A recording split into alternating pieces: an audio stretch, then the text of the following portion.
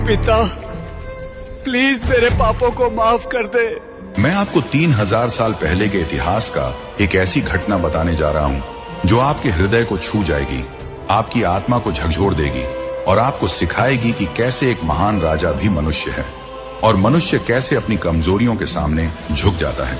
यरूशलेम की पवित्र पहाड़ियों में जहां सुनहरी किरणें पत्थरों पर नृत्य करती हैं और जहां हवा में यहोवा परमेश्वर की महिमा का गीत गूंजता है, वहां राज करता था एक राजा जिसका नाम था दाऊद। यह वही दाऊद था जिसने बचपन में सिंह के जबड़े को अपने नंगे हाथों से फाड़ डाला था। यह वही दाऊद था जिसने यहोवा के नाम पर भरोसा रखते हुए महायोद्धा गोलियत को एक छोटे से पत्थर से धराशायी कर दिया था।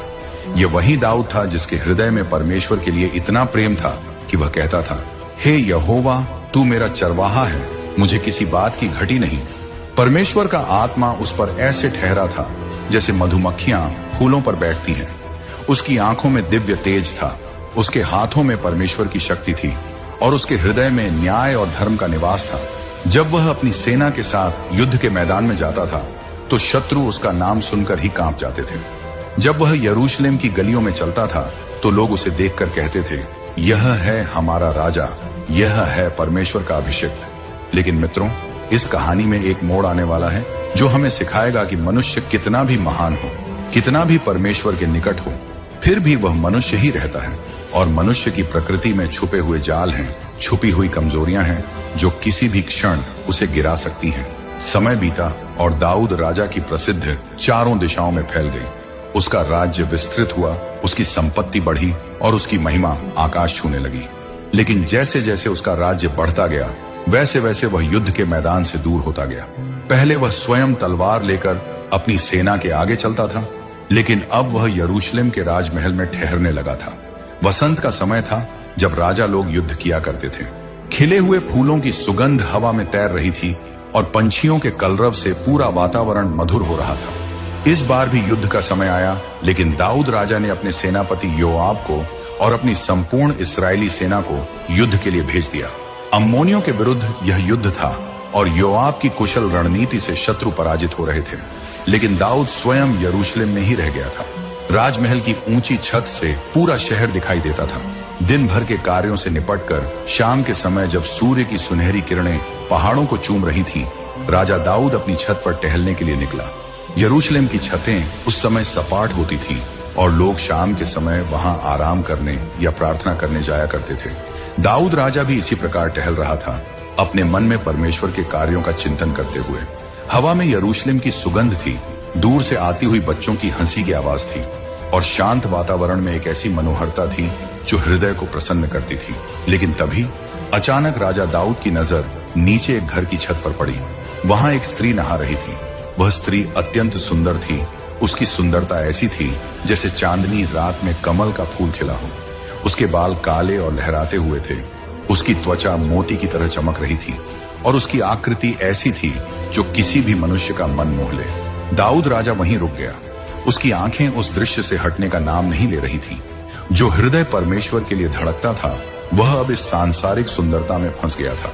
जो आंखें परमेश्वर की महिमा देखा करती थीं, वे अब इस स्त्री की सुंदरता में खो गई थी। यह था वह क्षण मित्रों, जब एक महान राजा के हृदय में पाप का बीज बोया गया। यह था वह क्षण जब शैतान ने दाऊद के मन में वह इच्छा जगाई जो उसके सारे जीवन को बदल देने वाली थी। दाऊद राजा ने तुरंत अपने एक सेवक को बुलाया और कहा, जाकर पता करो कि यह स्त्री कौन है। सेवक गया और लौटकर आया तो उसने कहा, महाराज, यह बतशेबा है, एलियाम की बेटी और हित्ती ऊरिय्याह की पत्नी है। ऊरिय्याह का नाम सुनकर दाऊद को याद आया कि वह उसके विश्वसनीय योद्धाओं में से एक था। वह इस समय अम्मोनियों के विरुद्ध युद्ध में गया हुआ था, अपने राजा की सेवा में, अपनी जान की परवाह न करते हुए। लेकिन मित्रों, पाप जब मनुष्य के हृदय में घर बना लेता है तो वह सारी नैतिकता को, सारे धर्म को, सारी शिक्षा को भुला देता है। दाऊद राजा ने, जो परमेश्वर की व्यवस्था को अच्छी तरह जानता था, जो जानता था कि व्यभिचार पाप है, फिर भी अपने दूत को भेजा और कहा, जाकर बतशेबा को राजमहल में ले आओ। राजा का आदेश था, इसलिए वह दूत गया। बतशेबा को क्या पता था कि राजा क्यों उसे बुला रहा है। हो सकता है उसने सोचा हो कि कोई राजकीय कार्य है या कोई सम्मान दिया जाने वाला है। वह आई राजमहल के उन भव्य द्वारों से होकर जो सोने और चांदी से जड़े हुए थे। और वहां जो हुआ मित्रों, वह था एक महान राजा का पतन। परमेश्वर की आज्ञा व्यभिचार न करना को भुलाकर दाऊद राजा ने पाप किया। वह पाप जो एक क्षण के आनंद के लिए किया गया, लेकिन जिसके परिणाम जीवन भर सताने वाले थे। बतशेबा उस समय अपने मासिक धर्म से शुद्ध हो चुकी थी, इसलिए वह गर्भवती हो गई। जब उसे इस बात का पता चला तो वह क्या करती? उसका पति तो युद्ध में गया हुआ था।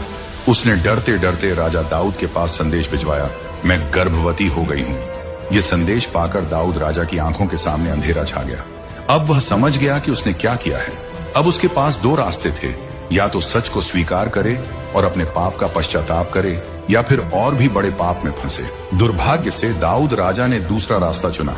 उसने सोचा कि किसी तरह से इस बात को छुपाया जा सकता है। उसने योआब के पास संदेश भेजा, हित्ती ऊरिय्याह को तुरंत यरूशलेम भेज दो।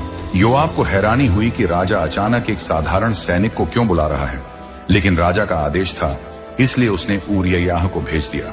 ऊरिय्याह एक सच्चा योद्धा था। उसकी आंखों में साहस था, उसके चेहरे पर युद्ध की धूल थी और उसके हाथों में तलवार के निशान थे। जब वह राजमहल में आया तो दाऊद राजा ने उससे युद्ध का हालचाल पूछा, योआब की कुशलता के बारे में पूछा और फिर कहा, अब तुम अपने घर जाकर आराम करो, अपने पैर धो लो। यह था दाऊद राजा की योजना कि ऊरिय्याह अपनी पत्नी के पास जाए और इस प्रकार बाद में जब बच्चा पैदा हो तो लगे कि वह ऊरिय्याह का ही है। राजा ने अपने सेवकों से कहा कि ऊरिय्याह के घर उपहार भेजे जाएं, लेकिन ऊरिय्याह एक सच्चा और वफादार सैनिक था। उसने सोचा, जब मेरे साथी युद्ध के मैदान में हैं, जब इस्राएल और यहूदा की सेना तंबुओं में रह रही है, जब मेरे सेनापति योआब खुले आकाश के नीचे सो रहे हैं, तो मैं कैसे अपने घर जाकर आराम से खा पी सकता हूँ। इसलिए ऊरिय्याह राजमहल के द्वार पर ही अपने राजा के अन्य सेवकों के साथ सो गया। जब दाऊद राजा को पता चला कि ऊरिय्याह घर नहीं गया है, तो उसने उसे बुलाकर पूछा, तुम अपने घर क्यों नहीं गए? क्या तुम लंबी यात्रा से नहीं आए हो? ऊरिय्याह ने उत्तर दिया, महाराज, संदूक और इस्राएल और यहूदा झोपड़ियों में रह रहे हैं और मेरे स्वामी योआब और मेरे स्वामी के जवान खुले मैदान में पड़े हुए हैं। तो क्या मैं अपने घर जाकर खाऊं पीऊं और अपनी पत्नी के साथ सोऊं? आपके जीवन की शपथ, मैं ऐसा काम कभी नहीं करूंगा। यह सुनकर दाऊद राजा का हृदय और भी व्याकुल हो गया। उसने कहा, अच्छा, आज यहीं रह जाओ, कल मैं तुम्हें विदा कर दूंगा। अगले दिन दाऊद राजा ने ऊरिय्याह को भोज में बुलाया। राजमहल में भव्य भोजन की व्यवस्था थी, सुगंधित व्यंजन थे, मधुर शराब थी और राजकीय वातावरण था। दाऊद राजा ने ऊरिय्याह को शराब पिलाई और उसे मतवाला कर दिया, यह सोचकर कि शायद नशे में वह अपने घर चला जाए।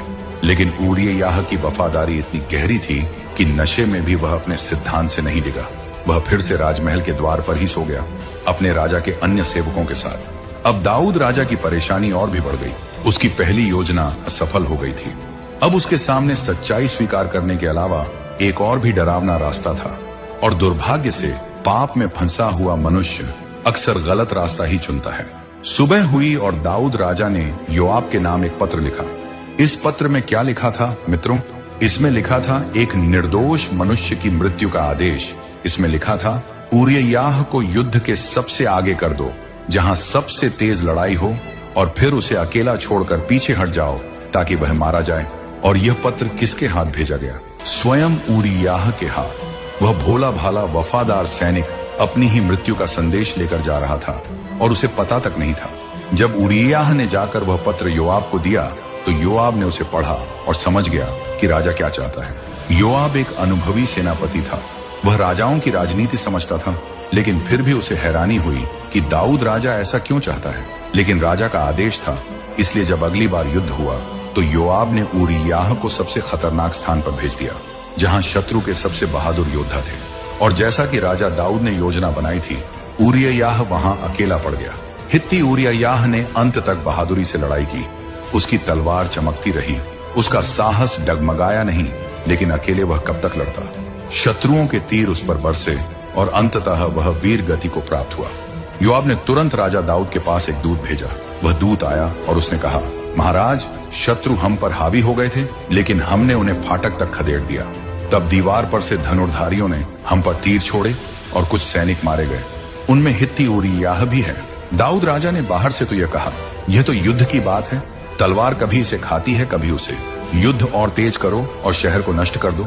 लेकिन अंदर से वह जानता था कि उसने क्या किया है। जब बतशेबा को अपने पति की मृत्यु का समाचार मिला तो वह रोने पीटने लगी। वह कहां जानती थी कि उसके पति को धोखे से मारा गया है। वह समझ रही थी कि यह युद्ध की दुर्घटना है। वह अपने प्रिय पति के लिए विलाप करने लगी, जैसा कि उस समय की प्रथा थी। शोक काल समाप्त होने के बाद दाऊद राजा ने बतशेबा को अपने महल में बुलवा लिया और उससे विवाह कर लिया। इस प्रकार वह उसकी पत्नी हो गई और समय आने पर उसे एक पुत्र हुआ। बाहर से देखने में सब कुछ ठीक लग रहा था। राजा ने एक विधवा से विवाह किया था। यह एक अच्छा काम लगता था, लेकिन परमेश्वर सब कुछ देखता है। वह हृदय की गहराइयों को जानता है और वह जानता था कि क्या हुआ है। पवित्र शास्त्र में लिखा है, परंतु दाऊद का यह काम यहोवा की दृष्टि में बुरा था। यह वाक्य कितना भयानक है मित्रों। जो राजा परमेश्वर की आंख का तारा था, उसका काम अब परमेश्वर की दृष्टि में बुरा था। परमेश्वर का क्रोध भड़का। वह परमेश्वर जो दाऊद से इतना प्रेम करता था, जिसने उसे एक चरवाहे से राजा बनाया था, जिसने उसे अपने शत्रुओं पर विजय दिलाई थी, वह अब उससे नाराज था। लेकिन परमेश्वर का प्रेम ऐसा है कि क्रोध में भी वह अपने बच्चों को नहीं छोड़ता। वह चाहता था कि दाऊद अपनी गलती समझे और पश्चाताप करे। इसलिए उसने अपने भविष्यद्वक्ता नातान को भेजा। नातान नबी परमेश्वर का सच्चा सेवक था। उसमें साहस था, ज्ञान था और सबसे बढ़कर परमेश्वर का भय था। जब परमेश्वर का आदेश उसके पास आया कि दाऊद राजा के पास जाकर उसे उसके पाप के बारे में बताना है, तो वह बिना डरे तैयार हो गया। नातान जानता था कि यह काम कितना कठिन है। एक राजा को, विशेषकर एक शक्तिशाली राजा को, उसके पाप के बारे में बताना आसान नहीं होता। लेकिन परमेश्वर ने उसे बुद्धि दी और उसने एक अनोखा तरीका चुना। जब नातान राजमहल में दाऊद के सामने पहुंचा तो उसने कहा, महाराज, मैं आपको एक कहानी सुनाना चाहता हूँ। दाऊद राजा ने कहा, हाँ सुनाओ। नातान ने कहा, एक शहर में दो मनुष्य रहते थे। एक धनी था और दूसरा निर्धन। पास बहुत सी भेड़ बकरियां और गाय बैल थे, लेकिन निर्धन के पास एक छोटी भेड़ के अलावा कुछ नहीं था, जिसे उसने मोल लिया था। वह उसे पालता पोसता था और वह उसके बच्चों के साथ बड़ी हुई थी। वह उसी की रोटी खाती, उसी के कटोरे में से पीती और उसकी गोद में सोती थी। वह उसके लिए बेटी के समान थी। दाऊद राजा ध्यान से सुन रहा था। नातान ने आगे कहा, एक दिन धनी के यहाँ एक मेहमान आया। धनी ने अपने मेहमान के लिए भोजन तैयार करने के लिए अपनी भेड़ बकरियों या गाय बैलों में से कुछ लेने से मना किया, बल्कि उस निर्धन की भेड़ को लेकर अपने मेहमान के लिए भोजन तैयार कराया। यह सुनकर दाऊद राजा का क्रोध भड़क उठा। न्याय का भाव उसके हृदय में जाग गया और वह गुस्से से उठकर बोला, यहोवा के जीवन की शपथ, जिस मनुष्य ने यह काम किया है वह मृत्यु के योग्य है। उसे उस भेड़ के बदले चौगुना भुगतान करना चाहिए, क्योंकि उसने यह काम किया और कोई दया नहीं दिखाई। नातान ने दाऊद की आंखों में आंखें डालकर कहा, वह मनुष्य तू ही है। राजमहल में सन्नाटा छा गया।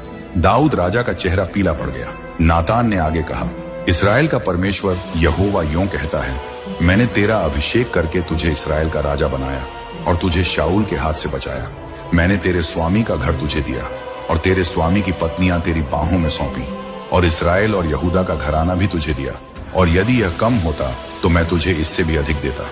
नातान की आवाज में दर्द था, परमेश्वर का दर्द, जैसे एक पिता अपने बेटे से कह रहा हो, तूने यहोवा की आज्ञा को तुच्छ जानकर वह काम क्यों किया जो उसकी दृष्टि में बुरा है? तूने हित्ती ऊरिय्याह को तलवार से मरवाया और उसकी पत्नी को अपनी पत्नी बना लिया है। तूने उसे अम्मोनियों की तलवार से मरवाया है। दाऊद राजा के घुटने कांप रहे थे। उसका सिर झुक गया था। परमेश्वर का भविष्यद्वक्ता आगे बोला, इसलिए अब तलवार तेरे घर से कभी दूर नहीं होगी, क्योंकि तूने मुझे तुच्छ जाना और हित्ती ऊरिय्याह की पत्नी को अपनी पत्नी बना लिया है। यहोवा यूं कहता है, देख, मैं तेरे ही घर में से तेरे विरुद्ध विपत्ति उठाऊंगा और तेरी आंखों के सामने तेरी पत्नियों को लेकर तेरे पड़ोसी को दूंगा, और वह दिन के उजाले में तेरी पत्नियों के साथ सोएगा। तूने तो यह काम छुप कर किया, परंतु मैं यह काम सारे इस्राएल के सामने और सूर्य के सामने करूंगा। अब दाऊद राजा से और नहीं सहा गया। उसका अभिमान टूट गया, उसका घमंड चूर हो गया। वह समझ गया कि उसने कितना बड़ा पाप किया है। उसकी आंखों से आंसू बहने लगे और वह नातान के सामने गिड़गिड़ाकर बोला, मैंने यहोवा के विरुद्ध पाप किया है। यह था वह क्षण जब एक राजा अपने सच्चे स्वरूप में आ गया। यह था वह क्षण जब दाऊद ने अपनी गलती स्वीकार की। पश्चाताप के ये आंसू थे, पछतावे की यह वेदना थी। नातान ने देखा कि राजा का पश्चाताप सच्चा है। उसने कहा, यहोवा ने भी तेरे पाप को दूर कर दिया है, तू न मरेगा। परंतु इस काम से यहोवा के शत्रुओं को निंदा करने का बड़ा अवसर मिला है। इस कारण तेरे जो पुत्र उत्पन्न हुआ है वह अवश्य मरेगा। यह सुनकर दाऊद राजा का हृदय और भी दुखी हो गया। उसे समझ आ गया कि पाप के परिणाम कितने कठोर होते हैं। परमेश्वर ने उसे माफ कर दिया था, लेकिन पाप के प्राकृतिक परिणाम तो भोगने ही पड़ते हैं। नातान चला गया। और दाऊद राजा अकेला रह गया अपने दुख के साथ। थोड़े दिन बाद यहोवा ने उस बच्चे को, जो ऊरिय्याह की पत्नी से दाऊद के द्वारा उत्पन्न हुआ था, बीमार कर दिया।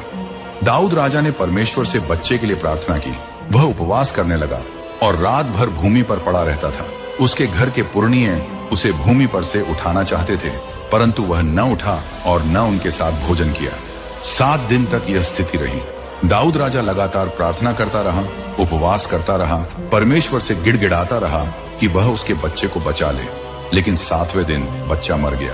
जब दाऊद के सेवकों ने देखा कि बच्चा मर गया है, तो वे उसे बताने से डरे। वे आपस में कहने लगे, देखो, जब बच्चा जीवित था तब हमने उससे बातें की और उसने हमारी न सुनी।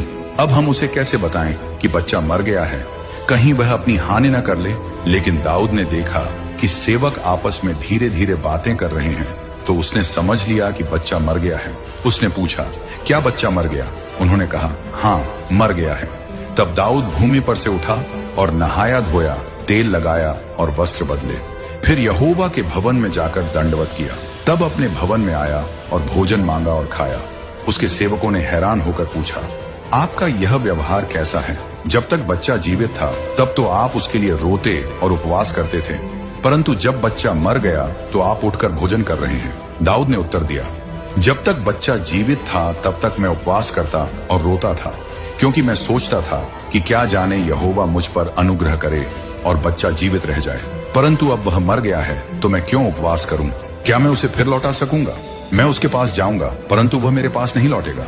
इस प्रकार दाऊद राजा ने परमेश्वर की इच्छा को स्वीकार किया। उसने अपने दुख में भी परमेश्वर की संप्रभुता को माना। इसके बाद दाऊद ने अपनी पत्नी बतशेबा को सांत्वना दी और उसके पास गया। उससे उसे दूसरा पुत्र हुआ और उसका नाम सुलेमान रखा गया। यहोवा उससे प्रेम करता था। लेकिन मित्रों, दाऊद राजा के जीवन में इस घटना के बाद जो कुछ हुआ, वह नातान की भविष्यवाणी का पूरा होना था। उसके घर से तलवार कभी दूर नहीं हुई। उसके बेटे अम्नोन ने अपनी सगी बहन तामार के साथ बलात्कार किया। फिर उसका दूसरा बेटा अबशालोम अम्नोन को मार डाला। बाद में अबशालोम ने अपने ही पिता के विरुद्ध विद्रोह किया और उसे यरूशलेम से भागना पड़ा। अबशालोम ने सारे इजराइल के सामने अपने पिता की रखैलों के साथ संबंध बनाए, जैसा कि नातान ने कहा था। यह सब दाऊद की आंखों के सामने हुआ और उसे वह सब सहना पड़ा जिसकी भविष्यवाणी की गई थी। दाऊद राजा का हृदय टूटता रहा। जो राजा कभी अपनी प्रजा के लिए आनंद का कारण था, वह अब अपने ही घर में दुख झेल रहा था। लेकिन इस सब के बाद भी परमेश्वर ने उसे नहीं छोड़ा। दाऊद राजा ने अपने इस अनुभव से जो सबसे महत्वपूर्ण भजन लिखा, वह है भजन 51, जिसमें वह कहता है, हे परमेश्वर, अपनी करुणा के अनुसार मुझ पर दया कर, अपनी बड़ी कृपा के अनुसार मेरे अपराधों को मिटा दे। मुझे अपने अधर्म से भली भांति धो दे और मेरे पाप से मुझे शुद्ध कर, क्योंकि मैं अपने अपराधों को जानता हूँ और मेरा पाप सदैव मेरी दृष्टि में बना रहता है। उसने आगे कहा, मुझे हिस्सोप से शुद्ध कर तो मैं साफ हो जाऊंगा, मुझे धो दे तो मैं हिम से भी उज्जवल हो जाऊंगा। मुझे आनंद और हर्ष की बातें सुना, जिससे जो हड्डियां तूने तोड़ी हैं वे मग्न हो जाएं। अपना मुंह मेरे पापों की ओर से फेर ले और मेरे सब अधर्म के कामों को मिटा दे। हे परमेश्वर, मेरे अंदर शुद्ध मन उत्पन्न कर और मेरे भीतर स्थिर आत्मा का नवीनीकरण कर। मुझे अपनी उपस्थिति से दूर न कर और अपनी पवित्र आत्मा को मुझसे न ले। अपने उद्धार का हर्ष मुझे फिर दे दे और उदार आत्मा देकर मुझे संभाल। ये भजन आज भी संसार भर में पश्चाताप करने वालों द्वारा गाया जाता है। ये दाऊद राजा के सच्चे पश्चाताप का प्रमाण है। परमेश्वर ने दाऊद को माफ कर दिया था, लेकिन उसे एक और दुख सहना पड़ा। जो मंदिर वह परमेश्वर के लिए बनाना चाहता था, परमेश्वर ने कहा कि वह उसे नहीं बना सकता, क्योंकि उसके हाथ खून से रंगे हुए हैं। यह काम उसके बेटे सुलेमान को करना था। दाऊद राजा ने इसे भी स्वीकार किया। उसने मंदिर के लिए सामान इकट्ठा किया, योजना बनाई और सब कुछ तैयार किया ताकि उसका बेटा सुलेमान मंदिर बना सके। इस कहानी से हमें क्या सीख मिलती है मित्रों? पहली सीख यह है कि मनुष्य कितना भी महान हो, कितना भी परमेश्वर के निकट हो, फिर भी वह मनुष्य ही रहता है। उसमें कमजोरियां होती हैं और वह गलतियां कर सकता है। दूसरी सीख यह है कि पाप एक बार शुरू होने के बाद बढ़ता ही जाता है। दाऊद ने पहले व्यभिचार किया, फिर झूठ बोला, फिर धोखा किया और अंत में हत्या करवाई। एक पाप दूसरे पाप को जन्म देता है। तीसरी सीख यह है कि पाप के परिणाम कितने भयानक होते हैं। दाऊद के एक गलत फैसले ने उसके पूरे जीवन को बदल दिया, उसके परिवार को तोड़ दिया और उसके राज्य में अशांति ला दी। चौथी सीख यह है कि परमेश्वर का प्रेम अपराजेय है। वह हमारी गलतियों के बावजूद भी हमें छोड़ता नहीं है। वह हमें चेतावनी देता है, सुधारने का मौका देता है, और जब हम सच्चे मन से पश्चाताप करते हैं तो वह हमें माफ कर देता है। पांचवी सीख यह है कि सच्चा पश्चाताप वह है जो केवल पकड़े जाने के डर से नहीं बल्कि परमेश्वर के प्रति प्रेम और आदर से होता है। दाऊद ने केवल इसलिए पश्चाताप नहीं किया कि वह पकड़ा गया था, बल्कि इसलिए कि उसे समझ आ गया था कि उसने परमेश्वर के विरुद्ध पाप किया है। छठी सीख यह है कि परमेश्वर की क्षमा पूर्ण होती है, लेकिन पाप के प्राकृतिक परिणाम तो भोगने ही पड़ते हैं। दाऊद को माफ कर दिया गया, लेकिन उसके जीवन में जो कष्ट आए वे उसके पाप के कारण ही आए। सातवीं सीख यह है कि हमारे पाप केवल हमें प्रभावित नहीं करते, बल्कि परमेश्वर के शत्रुओं को भी मौका देते हैं उसकी निंदा करने का। जब परमेश्वर के लोग गलत काम करते हैं तो संसार परमेश्वर को दोष देता है। आठवीं सीख यह है कि परमेश्वर न्याय है, वह पाप को नजरअंदाज नहीं करता, चाहे वह किसी भी व्यक्ति का हो, राजा हो या रंक, अमीर हो या गरीब, सभी के लिए परमेश्वर की व्यवस्था एक ही है। नौवीं सीख ये है कि हमें हमेशा सतर्क रहना चाहिए। जब हम सोचते हैं कि हम मजबूत हैं, तब हमें सबसे ज्यादा खतरा होता है। दाऊद राजा अपनी सफलता के शिखर पर था जब उसने यह गलती की। 10वीं सीख ये है कि परमेश्वर हमसे प्रेम करता है, इसलिए वह हमें सुधारता है। अगर वह हमारी गलतियों पर चुप रह जाता तो इसका मतलब होता कि वह हमसे प्रेम नहीं करता। आज भी मित्रों, यह कहानी उतनी ही प्रासंगिक है जितनी हजारों साल पहले थी। आज भी मनुष्य वही गलतियां करता है जो दाऊद राजा ने की थी। आज भी लोग सफलता के नशे में धर्म को भूल जाते हैं। आज भी लोग एक छोटी सी गलती से शुरू करके बड़े पापों में फंस जाते हैं। लेकिन आज भी परमेश्वर का प्रेम वैसा ही है। आज भी वह हमें चेतावनी देता है, सुधारने का मौका देता है, और जब हम सच्चे मन से पश्चाताप करते हैं तो वह हमें माफ कर देता है। प्रभु यीशु मसीह के कारण आज हमारे लिए क्षमा और भी आसान हो गई है। दाऊद राजा को अपने पाप के कुछ परिणाम भोगने पड़े, लेकिन जो लोग यीशु मसीह पर विश्वास करते हैं उनके लिए सजा यीशु ने सूली पर सह ली है। लेकिन इसका मतलब यह नहीं है कि हम लापरवाह हो जाएं। इसका मतलब यह है कि हमें और भी सतर्क रहना चाहिए, क्योंकि हमारे पास और भी बड़ा प्रकाश है और भी बड़ी जिम्मेदारी है। जैसा कि पौलुस प्रेरित ने कहा है, हम मसीह की पत्री हैं। लोग हमें देखकर जानते हैं कि मसीह कैसा है। हमारे जीवन से मसीह की छवि दिखनी चाहिए। दाऊद राजा की तरह जब हमसे गलतियां हों तो हमें तुरंत पश्चाताप करना चाहिए। हमें अपने पापों को छुपाने की कोशिश नहीं करनी चाहिए, बल्कि उन्हें स्वीकार करना चाहिए और परमेश्वर से अपने पापों की क्षमा मांगनी चाहिए।